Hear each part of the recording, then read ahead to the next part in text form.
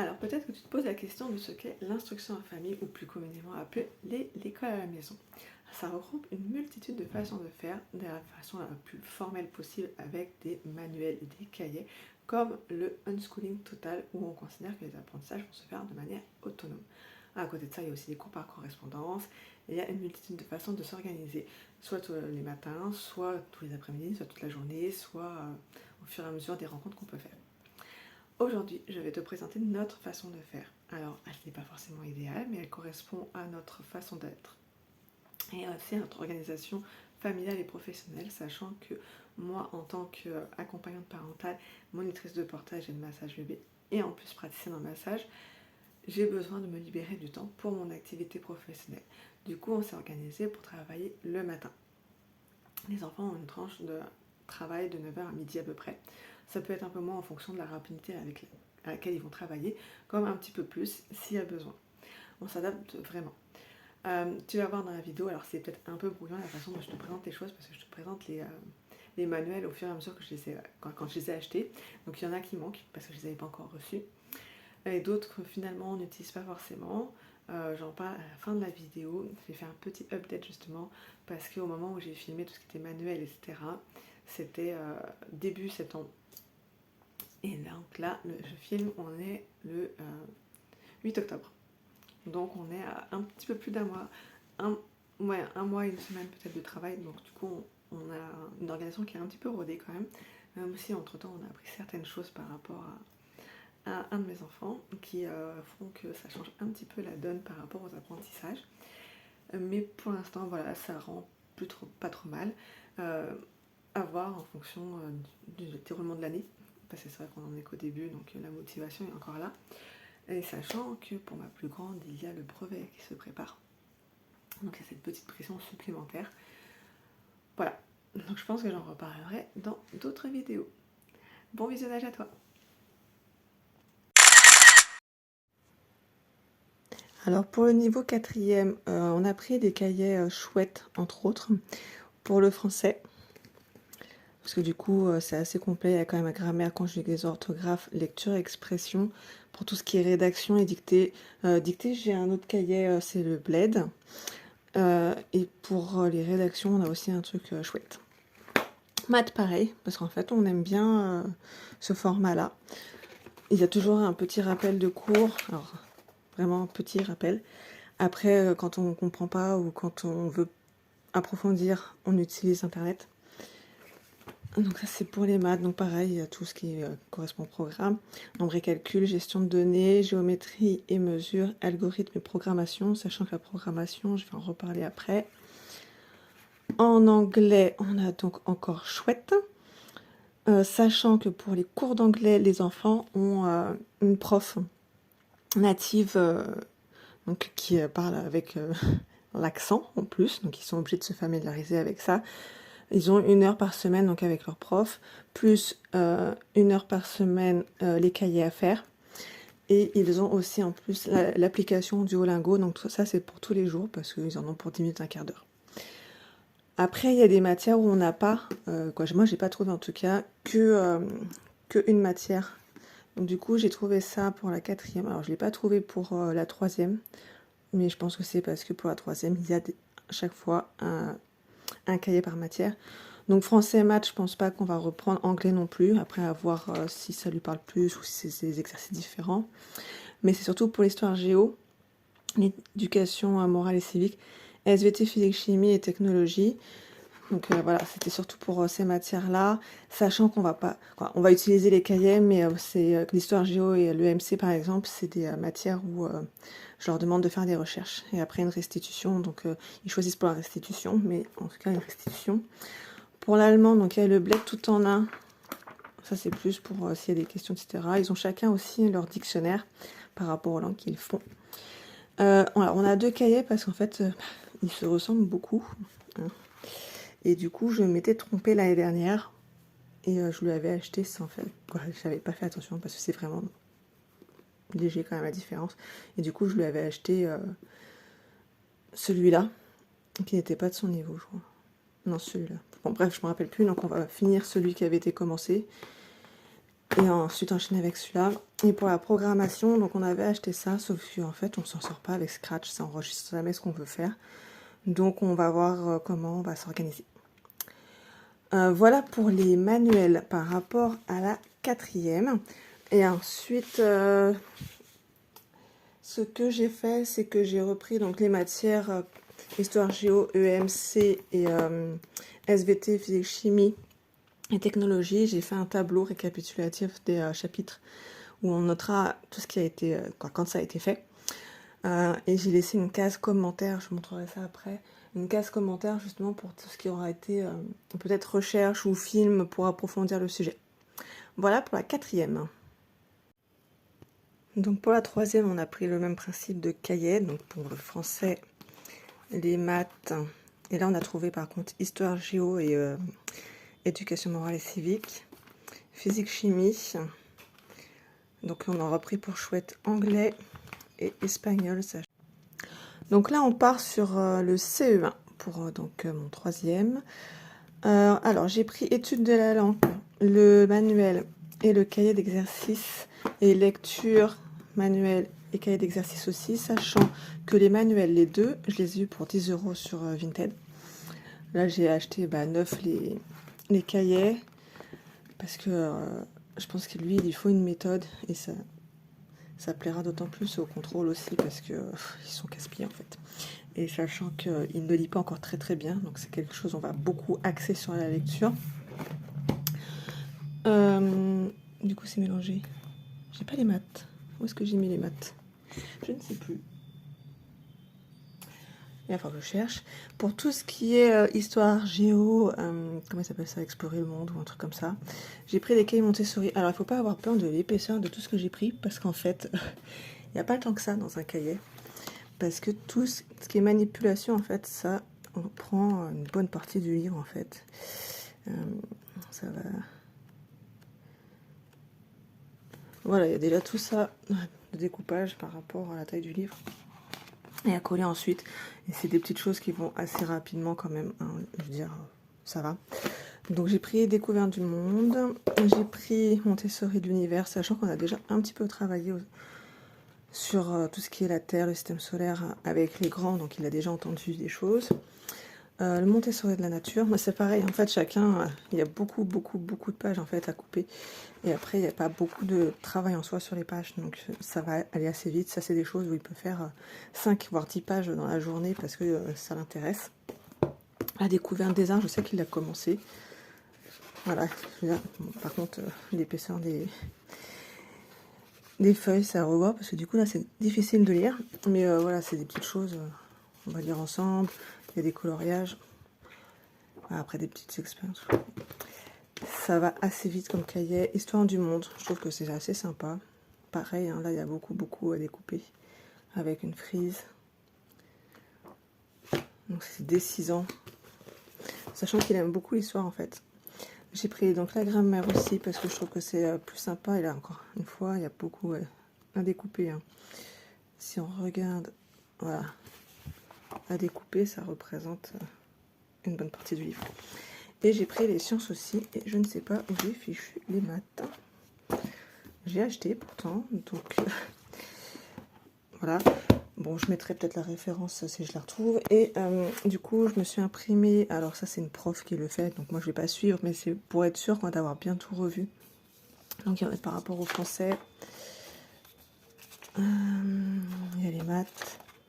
Il y a questionner le monde. Donc on voit que là, il n'y a pas beaucoup de choses par rapport à tout ce que nous on va faire. Après on fera pas tout non plus. Trier des déchets, lutter contre le gaspillage et respect de l'environnement. On a prévu une sortie dans un centre de tri justement. Tout ce qui est animaux, etc. Il y a des choses qu'on a déjà vues et qu'on va du coup revoir dans les cahiers. La matière, l'eau, le vivant, les plantes, germination de graines, croissance des plantes. En fait on a beaucoup de plantes à la maison, il y a un potager, donc il y a des choses qu'ils voient. Alimentation. Là il y a de l'art. Alors j'en reparlerai après parce que l'art pour le coup il me reste des coffrets, donc je montrerai ça après. Je vais pas suivre ce qui est marqué là parce que le principe de faire l'instruction en famille c'est de pas faire comme à l'école.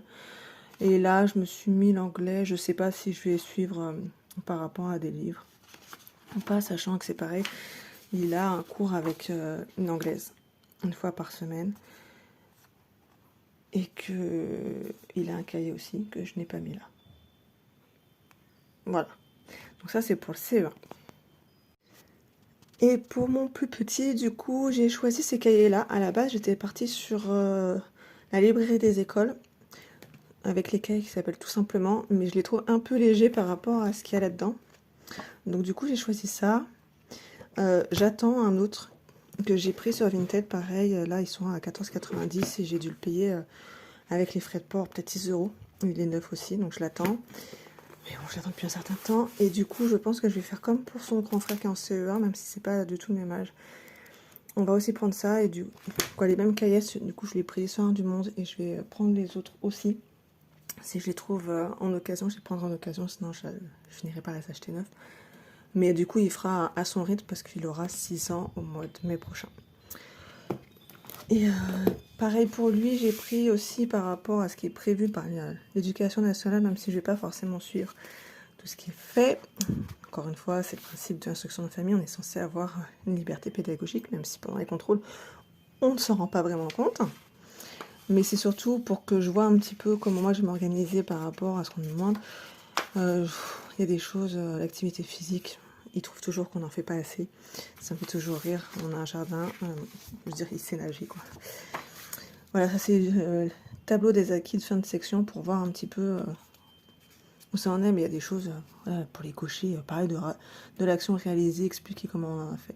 Quand il y a des choses, il sait faire, interpeller un adulte en cas de besoin, il sait faire. Assister à un spectacle, oui, mais on n'est pas à l'école, donc on va au spectacle si on a envie d'aller au spectacle. Réaliser des activités relevant des arts du cirque. Voilà, c'est des choses. C'est très bien à l'école, mais là, voilà, quoi, ça me gonfle. Voilà, donc j'attends celui pour compter qui est assez complet. Il est aussi gros d'ailleurs. Et je pense que ouais, ils sont pas mal par rapport au cahier que j'avais pu prendre l'année dernière. Et donc je vais le compléter par rapport à celui-là. Celui-là, je l'ai acheté d'occasion aussi. Je sais plus, peut-être avec les frais de port pour 6 euros, un truc comme ça, au lieu de 11,95. Mais j'aime beaucoup moins tout ce qui est lecture, etc. Et celui-là, on l'a, celui d'anglais. Voilà, donc on va utiliser celui-là. Dans les ressources artistiques, nous on a Graines d'artiste. Alors en fait, ça c'est des coffrets. Alors normalement, c'est pour un enfant, voire deux. Si j'arrive à l'ouvrir. C'est à thème. Alors, nous on a 4 enfants, du coup, je rajoute souvent des choses. Mais je trouve que c'est pas mal. En fait, on a des fiches d'artistes avec l'idée de l'activité. Et il y a tout le matériel intérieur. Bon, alors là, c'est des choses qu'on a déjà faites. Donc, des choses qui nous restent. Et ça, c'est des choses... Celui-là, on l'a fait, mais j'ai jamais pris le temps de tout accrocher. Donc, à mon avis, c'est tout mélangé. Mais il y a des choses qu'on n'a pas encore faites, donc du coup, on les fera au fur et à mesure. Voilà, on a les petites pipettes par exemple, on a les espèces de crayons un peu gras, pinceau, il y a toujours la colle, des choses, quoi. Vraiment c'est assez complet. Alors là, bon, moi j'ai mélangé parce que les activités qu'on a déjà faites, donc j'ai mélangé les restes. Mais voilà, il y a toujours un thème, et du coup on a la fiche du thème et la fiche par artiste et par activité du coup. Donc moi, les petits font juste l'activité et les plus grands, du coup, doivent aussi parler de l'artiste en lui-même. Voilà. Bon, alors, cahier retrouvé. En fait, mon fils, ils avaient déjà rangé. Donc, français, anglais, résolution de problèmes pour les maths, parce que ça, a priori, c'est super important. Alors, voilà, une fois qu'on sait faire les calculs, c'est autre chose. Les résolutions de problèmes. Donc, on va organiser tout ça. C'est des choses où on fera une page de temps en temps, en fait. On va s'organiser. Ça, c'est ce que je vais faire d'ici peu, parce que j'attendais... je vais faire un planning, et j'attendais d'avoir les jours et heures pour les activités sportives. Donc ça, c'est à suivre. Alors, je vais faire un petit update, puisque ça fait un peu plus d'un mois, voire un mois et demi qu'on a repris l'instruction en famille. Donc, par rapport à l'utilisation des cahiers qu'on a pu utiliser, par rapport au cahier de 4e, pour mon grand, où il y avait, tu auras par exemple les matières, on s'est rendu compte en fait c'était exactement les mêmes exercices dans les petits que dans le gros, donc du coup on a supprimé 3 cahiers pour faire d'un gros. Voilà. Par rapport aux plus petits, on avait du coup, je sais pas si je les avais montré, le Montessori de la nature, le Montessori découverte du monde et le Montessori découverte des sciences. On a aussi celui sur l'univers. Alors ça c'est un gros fail. En fait mon fils aime beaucoup, donc on va les reprendre, mais il y a des choses en commun en fait. En regardant les tables des matières, alors chose que si je les avais trouvées en magasin, j'aurais pu vérifier, sauf que j'en ai pas trouvé en magasin, quoi. Nous ici on a la FNAC. Et après c'est parce que c'est Leclerc Culture, et il n'y avait pas. Donc je n'ai pas pu consulter et j'ai pas pensé à regarder sur le site internet de Larousse. Donc par exemple, dans celui sur les sciences, on retrouve tout ce qui est système solaire, le mobile des planètes, la formation de la Terre, volcan, un certain nombre de choses. Il y a 2, 4, 6, 8 chapitres sur l'univers, sachant qu'on a 2 cahiers entiers sur l'univers et on retrouve exactement les mêmes chapitres. Pareil, donc la Terre, tout ce qui est les 4 éléments, le cycle de l'eau, etc., c'est des choses qu'on va retrouver en fait dans les 2 autres, dans celui de la nature et celui de la découverte du monde. Donc pour moi ça c'est quand même un gros fail parce que du coup on retrouve certaines activités dans 2 voire 3 cahiers. Donc si vous les trouvez en magasin ou si vous avez un accès avec le sommaire, vérifiez du coup les chapitres. Alors nous comme il aime bien, du coup on va peut-être reprendre certains, on va voir. Mais ouais, du coup c'est un gros fail, donc je suis très contente de les avoir eu en occasion et de ne pas avoir dépensé à chaque fois 11,95 €. Voilà. Sinon donc j'ai le tableau, j'essaie de cacher le prénom. J'ai fait un tableau pour la semaine, du lundi au samedi, parce que le dimanche on ne travaille pas, le samedi non plus, mais en fait il peut retrouver le sport puisqu'il fait du tennis. Et du coup je lui ai mis les matières, ça lui permet vraiment de se repérer, sachant que depuis qu'on a commencé, on a découvert qu'en fait mon numéro 3, donc celui qui a 7 ans, est TDA, donc un trouble de déficit de l'attention. Et je pense que c'est assez important pour lui de pouvoir savoir exactement ce qu'il doit faire quel jour.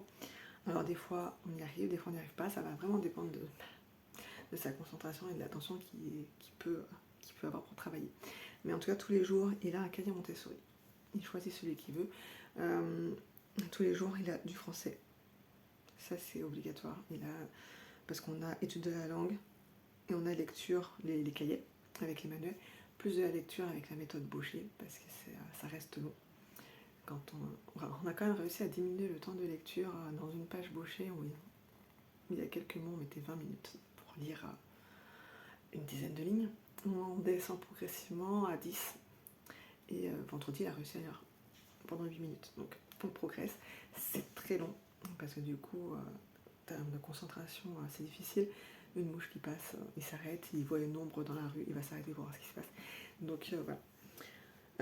Voilà, je pense que moi j'ai fait le tour par rapport à tout ce qui est manuel, organisation. Pour l'instant ça tient à peu près la route. On est en train de voir pour organiser avec les profs de langue pour ma grande, faire les... comment ça s'appelle, des séances de brevet blanc. Sachant que ma grande a choisi l'espagnol, donc à voir. Pour tout ce qui est langue, en fait, c'est des profs natives, à part la prof d'allemand, je crois pas qu'elle soit allemande, parce qu'elle n'a pas forcément un accent allemand, mais elle parle plusieurs langues, en tout cas, dont l'allemand. Pour l'espagnol de ma fille, c'est une mexicaine. Et pour l'anglais, que ce soit mes grands ou le petit, c'est une anglaise. C'est pas la même prof, mais c'est une anglaise. Celle pour mon petit, elle parle aussi beaucoup en français pour leur expliquer, donner des consignes, alors que pour les grands, elle parle vraiment que en anglais. Sauf si vraiment personne ne comprend pendant le cours, elle va expliquer en français, mais elle parle vraiment que en anglais. Voilà.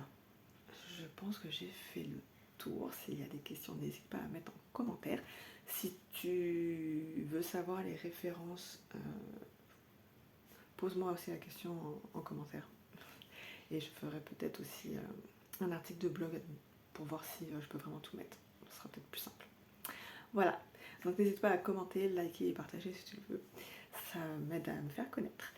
Et je te souhaite une belle journée.